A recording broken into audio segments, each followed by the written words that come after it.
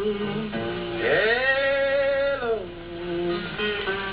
baby, why'd you drop your wings?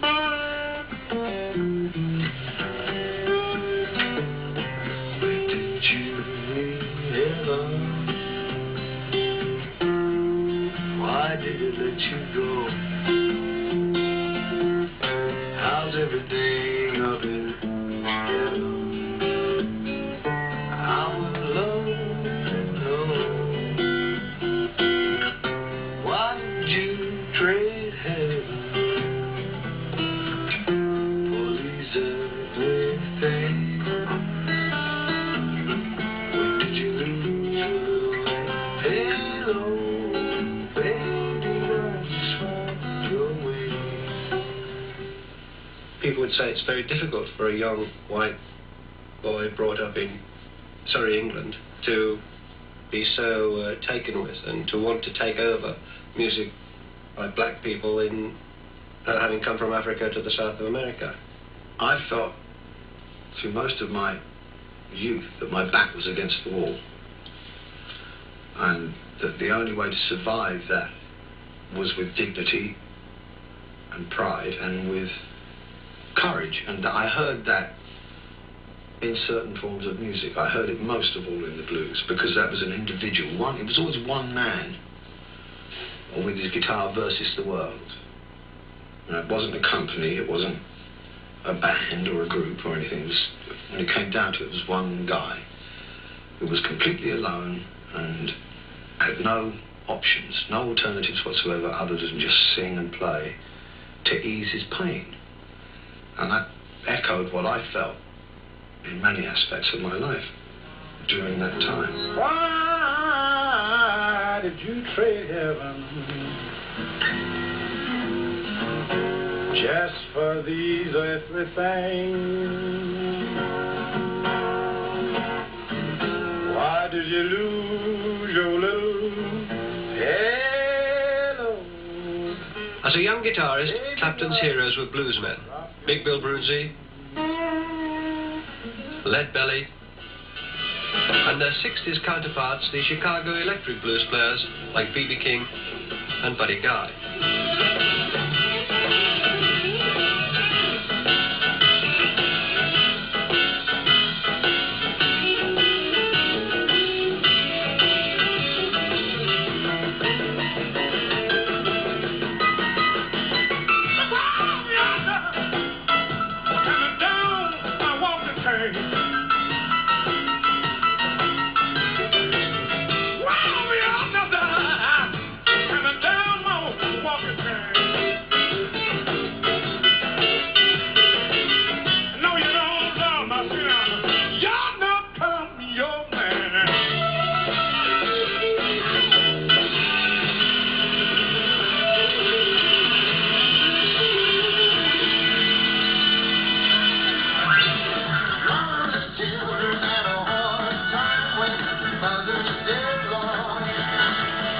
The infant Clapton's mother left him with her own parents, not visiting him until he was 9. I think that he must have known, but surely my parents' name was Clap and his was Clapton, and he must have known and wondered about it even as a little boy, you know, younger than 9 even.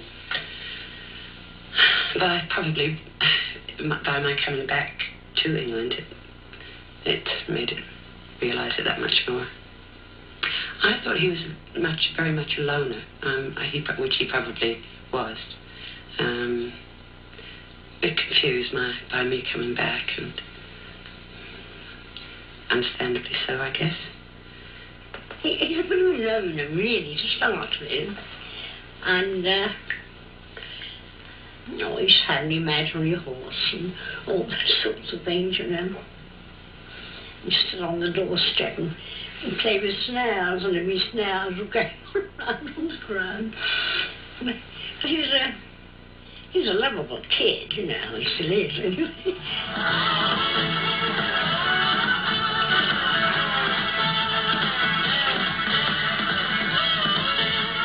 The young Clapton was bright but withdrawn.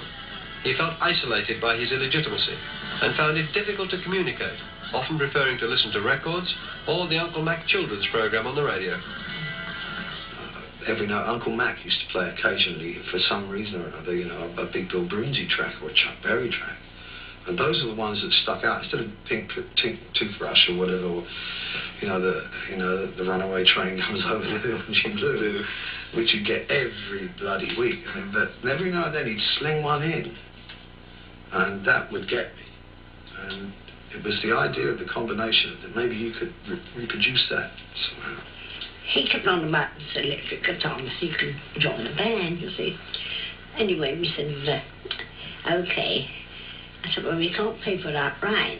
And he told us about at Kingston, so we went up there again and saw one. He picked out the one he wanted, just signed the papers and bought it for him. From then on, he just sort of took off, you know.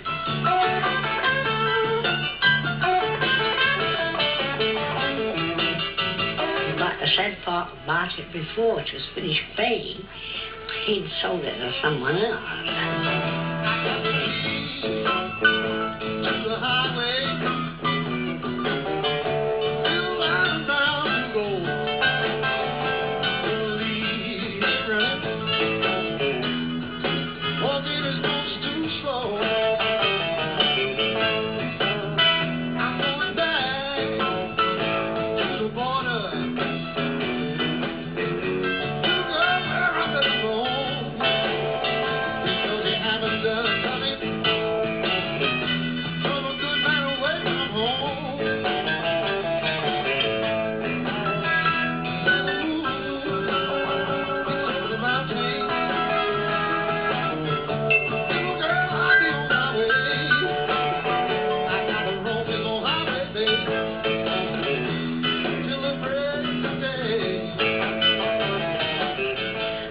Out at night, he'd keep us awake playing everything. He loved classical music as well as, but it was blues. Oh, blues. I loved him when he plays blues, you know.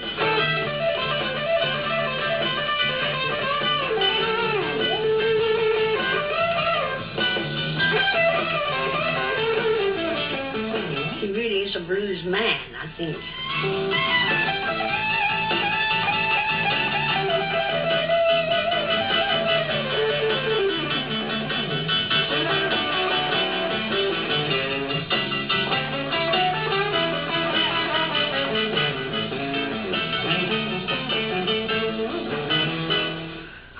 I don't know how we're going to do it, but we're going to try and get together with one of my great heroes, Buddy Guy.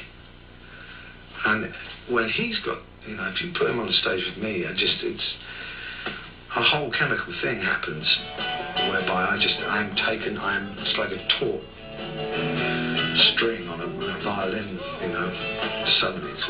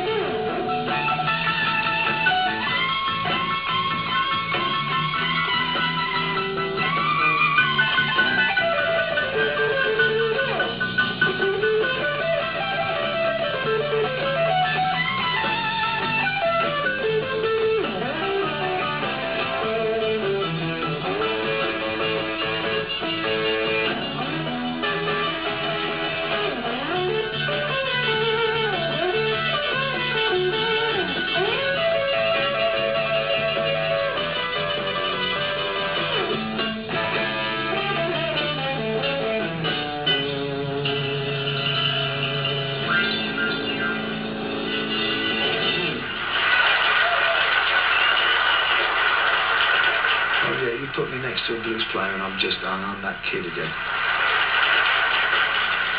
In 1963, the 18-year-old Clapton joined the Yardbirds.